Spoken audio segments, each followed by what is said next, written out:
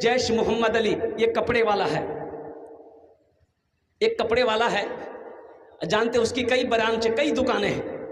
अच्छा, बड़ी बड़ी दुकान है कपड़ों की। कुर्बान जाओ नौजवानों, ये मुसलमानों के लिए सबक है, हम लोगों के लिए सबक है। जब अजान की आवाज़ आती है ना, मस्जिद से अजान की जब आवाज़ आती है, अल्लाहु अकबर अल्लाहु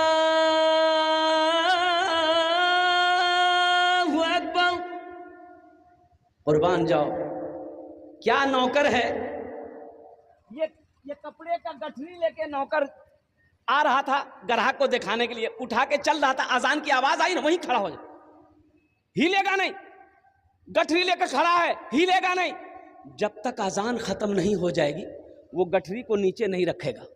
और सुनो, जैसे ही अजान खत्म हुई, नौकर भी, स्टाफ भी, मालिक भी मस्जिद की तरफ, दुकान ऐसी खुली छोड़ दिया। भाई ग्राहक बैठा हुआ है, लाखों रुपए का कपड़ा लेगा, ग्राहक बैठा हुआ है, पहले कपड़ा दे दो। तो सुनो, जैसे मोहम्मद अली का कहना है कि ग्राहक 1 लाख का हो, 1 करोड़ का हो, जब तक हम नमाज नहीं पढ़ लेंगे सौदा नहीं बेचेंगे। एक आदमी की गाय मस्जिद में घुस गई। क्या घुसी भाई, बोलो भाई। अरे इधर देखिए भाई, क्या घुस गई? गाय घुस गई। इमाम साहब देखा कि गाय मस्जिद में आ गई है, तो इमाम साहब लाठी लिए, 4-5 लाठी गाय को मारे। जब तक गाय वाला पीछे से आ गया तो इमाम साहब से झगड़ा करने लगा, अब मेरी गाय को काहे मारे? तो इमाम साहब बोला कि मर्दूद, गाय मस्जिद में आ गई, ये गोबर कर देगी तो मस्जिद नापाक ना हो जाएगी? तो गाय वाला बोला कि हजरत, ये तो जानवर ना है, इसलिए मस्जिद में आ गई, हमको कभी मस्जिद में देखे आप?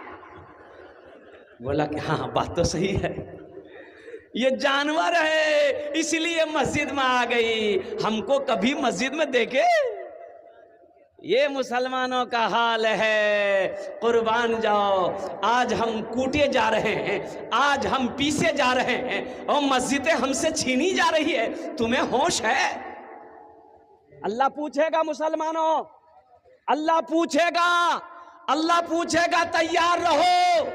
बाबरी मस्जिद हमसे छीन ली गई, कुर्बान जाओ। क्यों छीन ली गई? हमारी लापरवाही की वजह से। ज्ञानवापी मस्जिद वाराणसी में बहुत बड़ी मस्जिद है, वहां भी पूजा की इजाजत दे दिया गया है। वहां का जो हाई कोर्ट है उन्होंने इजाजत दे दिया कि इसके तहखाने में मंदिर था इसलिए पूजा की इजाजत है, जबकि इसका कोई सबूत नहीं है। 4000 मस्जिदों पे हमारी नज़र है। हिंदुस्तान में जो बड़ी बड़ी 4000 मस्जिद है उस पर उनकी नज़र है। मुसलमानों, एक बात याद रखना, अगर हम लोगों की दूरी मस्जिदों से ऐसी बनी रही तो कसम खुदा की एक दिन ऐसा आएगा कि सजदा करने के लिए ज़मीन नहीं मिलेगी, सजदा करने के लिए ज़मीन नहीं मिलेगी। गोश्त खाने से होगा। ए भैया की गोश्त खेलो, चर्बी चले, एकदम उंगली में चर्बियां नहीं छूटे।